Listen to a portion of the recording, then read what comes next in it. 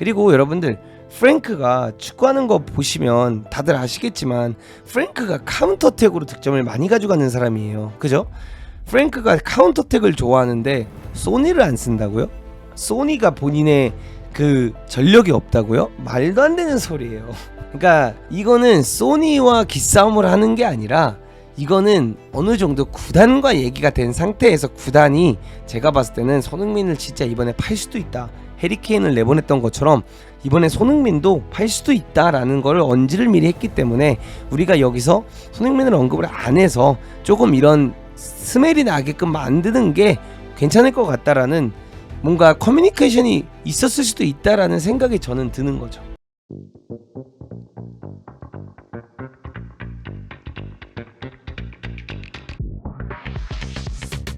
제 생각에서는, 제 개인적인 입장에서는 좀 충격적인 인터뷰다라고 판단을 하고 싶고요. 제 입장에서는 와, 어떻게 이런 인터뷰를 할 수 있지?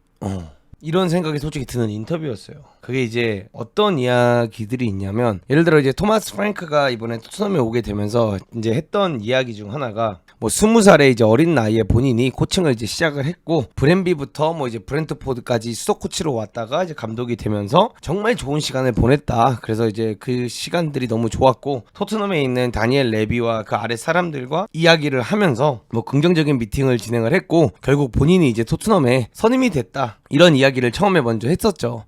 그러면서 프랭크가 이제 이야기하는 것 중 하나가 뭐였냐면, 야, 이게 뭔가 구단이 가장 중요한 건 감독 혼자서 하는 것도 아니고, 코치가 혼자서 하는 것도 아니고, 선수들끼리 잘한다고 되는 게 아니라 감독부터 보드진부터 선수가 모두가 함께 해야 된다, 이제 이런 걸 말하면서 본인이 이제 좀 그런 뭔가 브렌트포드에서 선수들과의 유대관계도 굉장히 좋았고, 선수들의 성장이라든가 이런 거를 계속 이야기하면서 이제 본인이 그런 거를 가지고 이제 토트넘에서 잘 해내야 된다. 그래서 자기가 혼자 절대 할 수 없고 코칭 스태프들의 도움이 많이 필요하다라고 이야기를 했어요. 그리고 이제 본인이 이야기한 것 중 하나는 사실 리스크를 감수하지 않으면 무언가를 만들어낼 수가 없고, 그 다음에 토트넘이라는 팀을 봤을 때 지난 2시즌 동안 안제 포스테코글루랑 하면서 공격적인 축구를 잘했다 이거야. 골을 실제로 많이 넣었으니까. 그래서 그 공격적인 부분들을 더 살리면서 본인은 원래 적극적이고 공격 축구를 하는 것을 굉장히 좋아하고, 파이널 서드에서 많은 득점을 만들어내는 거, 그리고 그 만들어내는 과정 속에서 선수들이 만약에 실수를 하게 된다면 그 실수로 하는 거에 있어서는 본인은 크게 개의치 않는다. 열심히만 뛴다면 본인에게 그런 부분들은 전혀 상관이 없다. 이제 이런 식으로 이야기를 했습니다. 근데 일단 우리가 브렌트포드에서 이 감독이 했던 거를 토대로 이야기를 해보자면, 일단 내려앉아서 수비를 하면서 어떻게 보면 백5를 만드는 경우들도 꽤 많았고요. 토트넘을 상대할 때도 보면 백5를 섰다가 5-3-2 포메이션 같은 걸 유지했다가 카운터택을 치는 장면들을 많이 볼 수가 있었죠. 이제 공격적인 감독이다라고 보기도 어렵지만 또 완전 수비적이다라고 보기는 좀 어렵다. 전 이렇게 표현을 하고 싶어요. 딱 중간선인 감독이고 굉장히 매력적인 감독은 맞다. 허나 약간 어떤 느낌이냐면 그냥 에디 하우보다 조금 더 공격적인 감독이다라고 저는 표현을 하고 싶습니다. 근데 여기서 이제 선수단 이야기가 나와요. 선수단 이야기가 나오면서 정말 토트넘은 훌륭한 스쿼드를 가지고 있고 굉장히 좋은 잠재력을 갖춘 팀이다. 그리고 이 팀을 어떻게 내가 구성을 할지 벌써 계획도 다 세웠다라고 이제 이야기를 했어요. 그러면서 원래 기존에 있었던 이제 경험이 많은 선수들부터 시작을 해서 그 다음에 재능 있는 어린 선수들까지 이 모든 선수들의 최대한의 잠재력을 끌어올리는 게 중요하다라고 이제 표현을 합니다.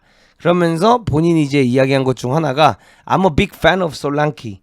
나는 솔랑케를 굉장히 좋아한다. 나는 솔랑케의 팬이다. 라고 이야기를 하면서 이제 언급을 시작을 했죠. 그래서 솔랑케를 갖다가 메디슨에 대해서 얘기도 했고요. 그 다음에 벤탄쿠르에 대해서도 콕 집어서 이야기를 합니다.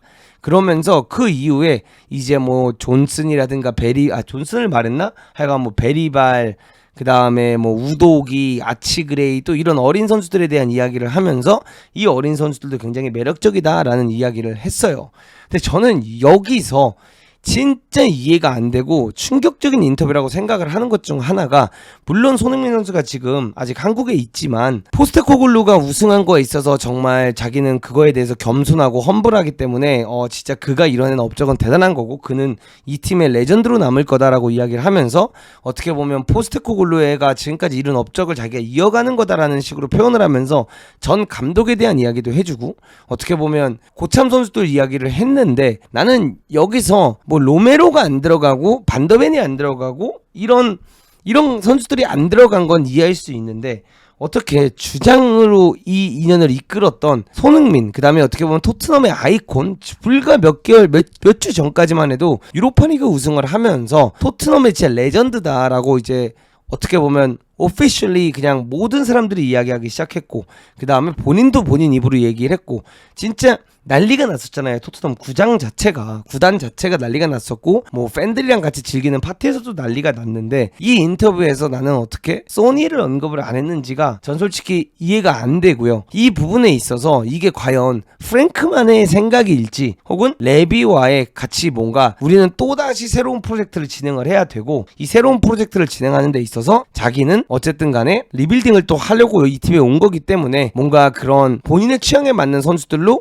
레비와 벌써 얘기가 돼서 가려고 하는 건지, 이런 괜히 쓸데없는 궁금증을 남기는 인터뷰였다라고 저는 표현을 하고 싶어요. 그러니까 이게 조심스러운 거라기보다는, 어쨌든 프랭크가 이 팀에 왔을 때 손흥민은 아직 1년 계약이 남은 상태야. 근데 1년 계약이 남은 이 상태에서 사실 여기서 손흥민에 대한 언급을 안 했다는 것 자체가 저는 이해가 안 된다고 생각을 해요. 이 언급을 안 했다라는 것 자체가 말이 안 되는 거야. 예를 들어 내가 만약에 PSG 감독을 갔어. 내가 PSG 감독을 갔으면 마르키뉴스 먼저 얘기해야 되는 게 맞죠. 왜? 그가 그 팀의 리더였고 2년 동안 이 팀을 이끌고 오면서 아직 계약이 남은 선수인데 어떻게 마르키뉴스 언급을 안 하냐는 거야. 나는 이 팀을 마르키뉴스와 같이 주장들과 뭐 이런 부주장을 맡았던 메디슨, 로메로 이런 선수들과 함께 이 팀을 만들어 나갈 것이다. 이런 식으로 인터뷰를 당연히 했어야 됐다라고 저는 생각을 해요. 그리고 손흥민을 주장을 안 시킬 수 있겠지만 뭐 그거야 다를 수 있는 포인트지만 저는 여기서 언급을 안 한 것 자체가 좀 이해가 안 되는 인터뷰였다라고 생각을 하고요. 여기서 어쨌든 간에 로메로도 언급이 안 되었단 말이죠. 근데 로메로도 사실 지금 이적 썰이 굉장히 많이 나가고 있고, 그와 동시에 손흥민도 어쨌든 간에 이적 이야기가 굉장히 많이 나오고 있는 이 포인트에서 레비가 어느 정도 언론 플레이를 일부러 가져간 게 아닐까라는 생각을 저는 해요. 이게 선수들과 프랭크가 기싸움을 할 이유는 없어요. 이 감독이 바보도 아니고 이 라커룸을 지배 못하는 순간 감독은 여러분들 성적을 낼 수가 없습니다. 그럼 지금 토트넘이 라커룸을 가장 지배하고 있는 선수가 누구냐라고 하면 손흥민이고, 그 다음에 누가 이걸 지배하고 있느냐라고 하면은 메디슨이나 로메로란 말이죠. 그래서 이들이 이 라커룸을 지배하는데 감독이 새로 선임이 되자마자 인터뷰로 이들과 기싸움을 한다는 건 말이 안 되는 거라고 전 생각을 하는데, 저는 이게 어느 정도 레비가 본인 플랜에서 이번 연도에 손흥민 혹은 로메로를 매각할 가능성도 있다라는 것을 미리 언지를 했기 때문에 이렇게 인터뷰를 하지 않았을까라는 생각을 저는 하고 있습니다. 반더벤, 클루세, 포로 이런 선수들을 언급을 할 이유가 없어요. 굳이 이 선수들을 굳이 언급을 할 필요가 없는 게 이 선수들이 주장단이 아니었잖아요. 근데 메디슨은 굳이 언급을 했잖아요. 그리고 벤탄쿠르를 콕 집어서 이야기했잖아요. 본인이 중요하다고 생각하는 선수 혹은 레비가 이 선수들은 재계약을 시켜서 남길 거다라는 뭔가 느낌을 벌써 준 선수들을 일부러 언급을 한 거라고 저는 생각을 해요. 그러면서 어린 선수들을 같이 언급을 했던 거고, 근데 저는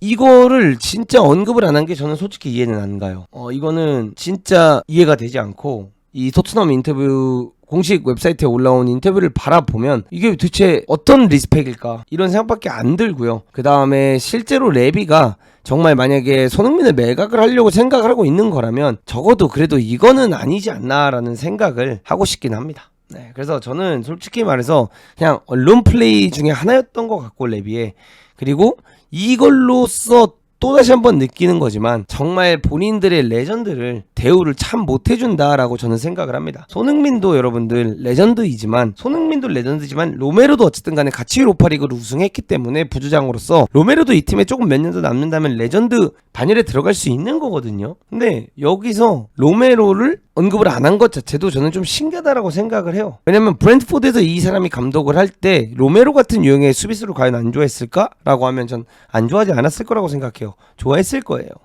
근데 그래서 저는 뭐 이게 어쨌든 간에 뭐 손흥민 선수가 이적을 하고 싶어 하는 걸 수도 있고 안 하고 싶어 하는 걸 수도 있고 뭐 재계약을 얘기하고 있는 걸 수도 있고 이런 것들은 뭐 아직 어떻게 되어가고 있는지는 정확히는 모르겠지만 아무리 뭐 뒤에서 이적이 지금 얘기가 오가고 있다고 하든 뭐가 됐든지 간에 이 선수에 대한 언급을 안 했다라는 것 자체가 저는 굉장히 참 매력이 없는 인터뷰였고, 프랭크가 과거 손흥민 리스펙 발언을 찾아보세요라고 하시는데 그거는 프랭크가 손흥민의 감독이 되지 않았을 때 이야기고요. 지금은 손흥민이 있는 팀에, 손흥민이 주장을 2년 동안 한 팀의 첫 감독으로 공식적으로 첫 감독 인터뷰를 하는 자리에서 전 주장 이야기를 안 했다라는 것 자체가 저는 프랭크가 손흥민을 싫어한다가 아니라 이 인터뷰로 그냥 조금 약간 레비의 작전 아닌 작전이 어느 정도 언론 플레이가 프랭크가 오가서 저는 된 거라고 생각을 하고 있다는 거죠.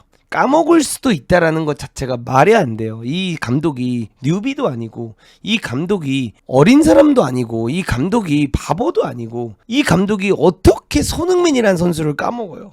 토트넘 하면 가장 먼저 떠오르는 게 소니예요, 여러분들.